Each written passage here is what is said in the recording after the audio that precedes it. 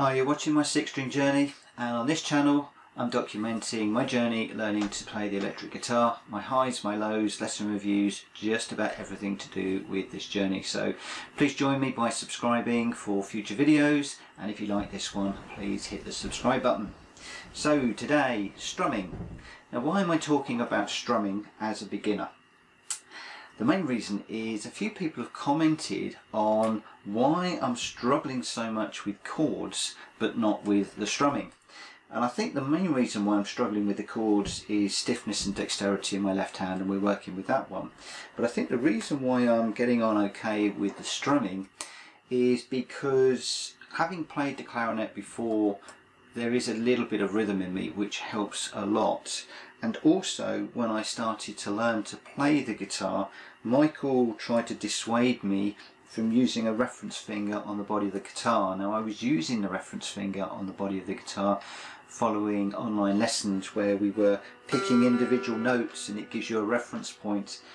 Michael talked me out of that in the very early days of the lesson, because when we come to strum, it's very difficult to strum and to get the swing and the rhythm when you've got a finger on the guitar. So it's okay if you're just going to pick out individual notes, but if you're playing rhythm and there's going to be a lot of chords and strumming, then yeah, you really need to get used to being able to hit those strings without a reference finger. So that was a really big one.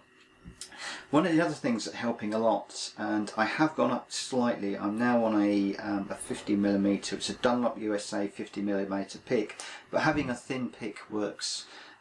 In the early days when I was starting to learn to strum, I had a really thin pick. It was almost like paper, or thick paper, thin card, but a thin pick is far more forgiving.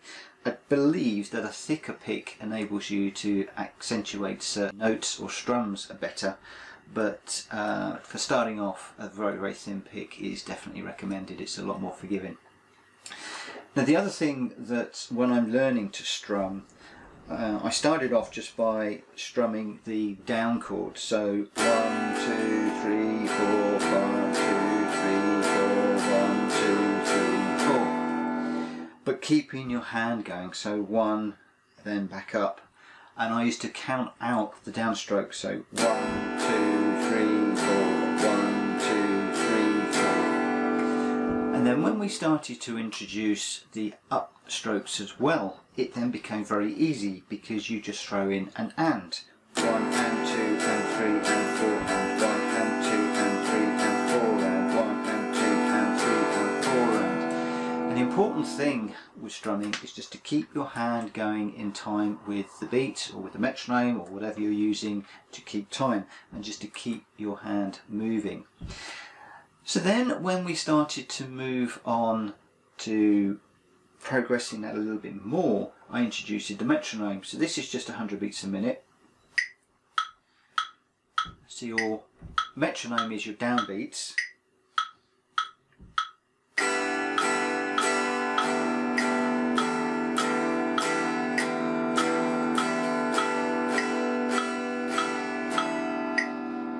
But keep the upbeat in between. So as you are coming down for the downstroke with the metronome, you needed to have already got your hand up into the position, and then when we start doing the 1 and, it becomes just as easy.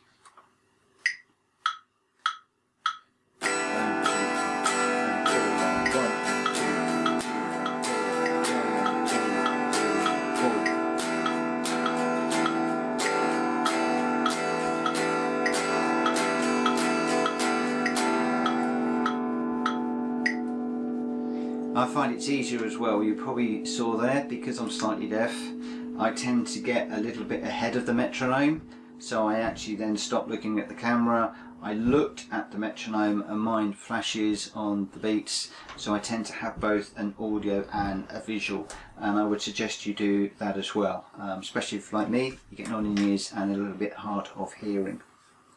So that then gives you your down and your up. And one of the other things that I used to worry about when I was trying to learn to strum online was, if you're doing, let's say, a G chord, I wanted it to have all the strings on the way down, I missed it there. And all the strings on the way back up.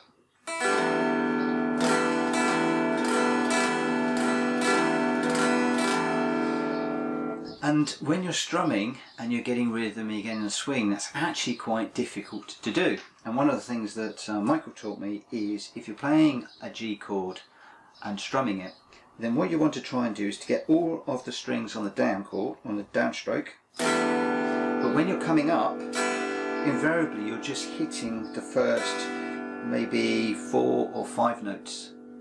And the same if you're playing a D chord, then you're looking to try and hit the bottom 4 strings, all of them on the downstroke. But when you're coming on the back upstroke, I only actually hit 3 strings. So that turns out like this on the D chord. 2 and 3 and 4 and 1 and 2 and 3 and 4 and that seems to work. So on the G chord, let's have a little listen to that as well.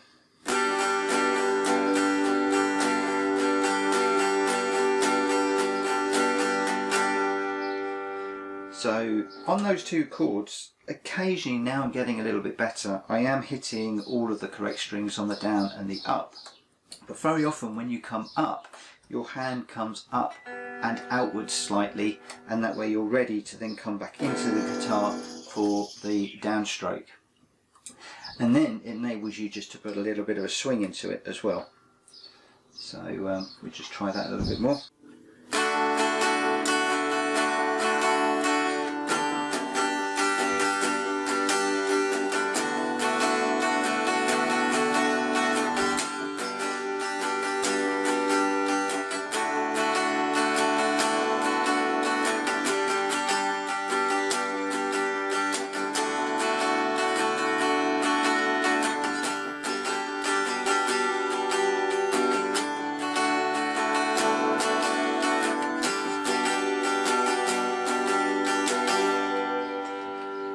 So just being loose and letting the guitar run and just enjoying the strumming really does make a big difference. And you probably heard once or twice in there, although this particular strum is 1, 2 and 4 and 1, 2 and 4 and, very often you'll find that I'm throwing in an additional strum and it just mixes it up a little bit and gives it a little bit more interest, and that's one of the things that is quite nice when you're strumming to do, and to make the strumming your own and not think too much about absolute precision. And when Michael went through that with me when I was first learning to strum, that was an absolute revelation. The fact that when you're strumming upwards, you are just picking up most of the notes but not all of them. Didn't matter if you didn't touch all of them. Was brilliant, because then I could start to enjoy the strumming a little bit more. So I'm enjoying the strumming with Heroes. I'm starting it a little bit looser, a little bit more relaxed, and just enjoying that a little bit more. I just need to work on the chords, and as those of you that have been following along, you'll know that's my nemesis. Anyway, that's it for this video. Nice, quick and easy one. So a thin pick, just count out the strums that you're actually playing. So I'll just go through that again so that you can hear. I'll just mute the strings. So 1, 2 and 4 and 1, 2 and 4 and 1, 2 and 4 and 1, 2 and 4 and. And I tend to find if I call out loud the strums that I'm actually playing, then that makes life so much easier when I'm learning a new chord pattern. Once you get in your head, it's dead easy. Work to the metronome, because obviously that builds in consistency, and then just stay relaxed, stay loose, and just let it happen. Anyway, that's it for this video. I look forward to seeing you on another one coming very soon. Take care. Bye bye.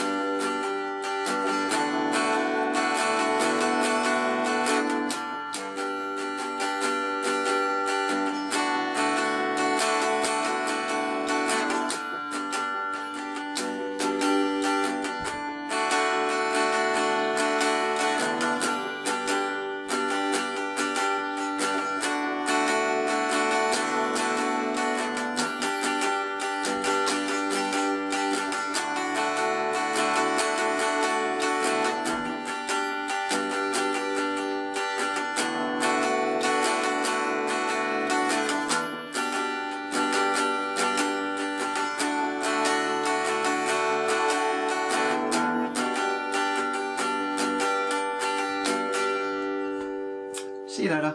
Bye bye.